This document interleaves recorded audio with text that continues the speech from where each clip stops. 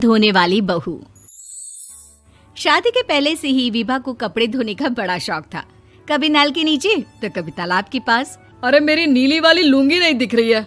विभा की अम्मा, कहाँ रखी है लुंगी? अरे वो तो विभा ने परसों ही धोकर रखी थी आपकी अलमारी में, देखो वहीं होगी। वो ना मैंने आज धो दी, मुझे लगा कि गंदी हो गई होगी। अरे कैसे गंदी हो गई थी? उसे तो मैंने पहना भी नहीं। हे भगवान, इस लड़की के कपड़े धोने की आदत से परेशान हो गया हूँ मैं। जितना तो घर में राशन नहीं आता, उससे कहीं ज्यादा डिटर्जेंट पाउडर का खर्चा है। इसकी शादी करवा दो, शादी जाए अपने घर में ही करे काम, फिर चाहे घर के कपड़े धोने हो या पूरे गांव के। हाँ ठीक बोल रही हो, देखता हूँ मैं कोई लड़का। वो दिन भी आ जाता है जब विभा को देखने लड़के वाले आ जाते हैं। लड़की मुझे अच्छी लगी। होने वाली सास कहती है, बेटी अगर कुछ पूछना है तो पूछ लो। वैसे तो हमारी लड़की बहुत ही शर्मीली है, जो बोल दो वो मान लेती है, इसे क्या पूछना होगा। अरे कैसी बात कर रही हो माँ, मुझे इन लोगों के घर रहना है, सवाल तो कई है। हाँ हाँ बेटा, पूछ लो ना, क्या पूछना है। आप लोगों के घर कपड़े कौन धोता है? सास का मुंह बन जाता है। देखो, अगर तुम ये कहना चाहती हो कि तुम्हें कपड़े धोने नहीं आते तो सुन लो, कपड़े मैं ही धोती हूँ, लेकिन तुम्हारे आ जाने के बाद मैं रुमाल तक नहीं धोऊंगी। अरे चुप रहना भाग्यवान, बहू बेचारी घर आई नहीं, उसे डराना शुरू कर दिया। वो क्या है ना बिटिया, अभी तक तो ये कल्लू की माँ ही धोती थी, लेकिन अब तुम्हारे पापा तो दहेज में वॉशिंग मशीन देंगे ही। तभी विभा की माँ बोल पड़ती है, सवाल भी पूछा तो क्या। वैसे भाई साहब, मशीन की तो फिर भी कपड़े धोने की कैपेसिटी होती है। मतलब जो बिटिया दे रहे हैं ना विभा, इसे कपड़े धोने का बहुत शौक है। ये आप लोगों के क्या, आस पड़ोस गांव मोहल्ले सबके कपड़े धो दे और उफ तक ना करे। बाहर देखा नहीं आपने कितने कपड़े सूख रहे हैं? सब हमारी बिटिया ने ही तो धोए हैं। बस भी करो ना माँ, शर्म आ रही इतनी तारीफ सुनकर। और तो और एक दाग निकाल कर दिखाओ तो मान जाऊँ। हाँ अच्छा, माफ करना बेटा, मैंने गलत समझा। हमें तो रिश्ता बहुत पसंद है। और ऐसे जुड़ जाता है रिश्ता कपड़े धोने का शौक रखने वाली विभा का। उसकी शादी हो जाती है कोयला फैक्ट्री में काम करने वाले कल्लू के साथ। शादी के बाद अचानक विभा चिल्लाती हुई सास के पास आती है। सासू माँ, अरे सासू माँ कहाँ है आप?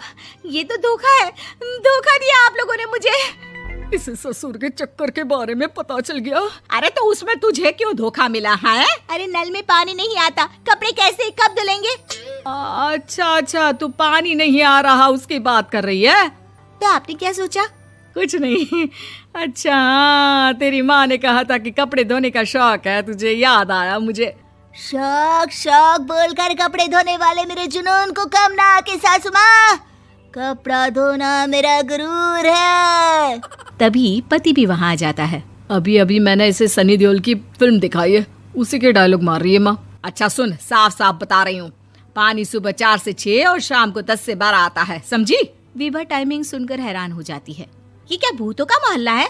सुबह 4 बजे उठकर कौन कपड़े धोता है? 4 बजे टंकी में पानी जाता है, फिर सारा दिन धोना ना, किसने मना किया? अरे कैसे बात कर रही हैं? 200 लीटर की टंकी में कितने कपड़े धो लूंगी मैं, सुबह ही उठ जाऊंगी मैं। अब क्या था, विभा सुबह 4 से लेकर रात के 12 बजे तक कपड़े ही धोती रहती। एक रोज सास पड़ोस से निकलकर कहीं जा रही होती है कि साथ वाली कहती है, हाँ कल्लू की माँ, जरा ये बताओ कि 2 साड़ी है, 2 ब्लाउज और एक पेटीकोट और एक नाड़े वाला लंबा कच्छा। हाँ तो? अरे तो क्या, कितना लोगी धुलाई ये बताओ। धोबन दिख रहे हैं हम क्या? हमारे पति सरकारी नौकरी से अभी रिटायर हुए हैं और बेटा सुपरवाइजर है कोयला फैक्ट्री में। धोबन समझ रखा है हमें?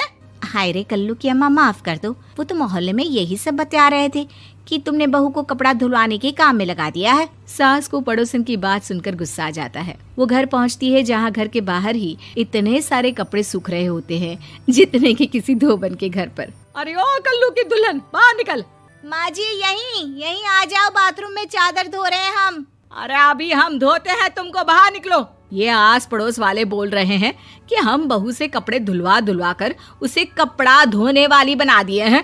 अरे छोड़ो ना माँ जी, किन लोगों की बातों में आती हो? आस पास के लोगों का तो काम ही होता है कि वो किसी तरह सास बहू को लड़ा दे। बहू सारे घर के कपड़े धोती है, ये क्या कम है? बोलिए।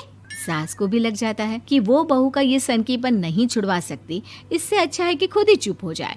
एक रोज सास और बहू मंदिर जाते हैं, जहाँ सास की साड़ी वहाँ खड़ी भीख मांगने वाली से मिलती है। माँ जी क्या बात है, आपकी साड़ी उस भिखारन से कितनी मिल रही है ना? हाँ हाँ देखो तो, दोनों की साड़ी मिल रही है। क्या बात है कल्लू की अम्मा, तुम खुद को तो अफसर की बीवी बताती हो और ऐसी सिंपल सी प्लेन साड़ी पहनकर घूमती हो। सिंपल और प्लेन नहीं है ये साड़ी। तो क्या सोने के धागे से फूल बने हैं? कुछ भी सासू माँ, कुछ भी। हाँ बने थे इस साड़ी में सोने के धागे से फूल। मेरे पति लेकर आए थे मद्रास से स्पेशली मेरे लिए 10,000 की। ताहे भाई साहब इस भिखारन के लिए भी सेम टू सेम साड़ी लेकर आए होंगे 10,000 की। सास उस वक्त तो कुछ नहीं कहती, लेकिन बहू के साथ घर आती है और अलमारी से एल्बम निकाल कर लाती है। ये साड़ी देख रही है, ये वही साड़ी है जिसे मैंने अभी पहना था। इस साड़ी में ये जो चमकदार फूल दिख रहे हैं ना, ये सोने के धागों से काढ़े गए हैं। लेकिन तू लोकल वॉशिंग मशीन ब्रश से घिस घिस कर सारे फूलों को निकाल कर साड़ी प्लेन कर दी।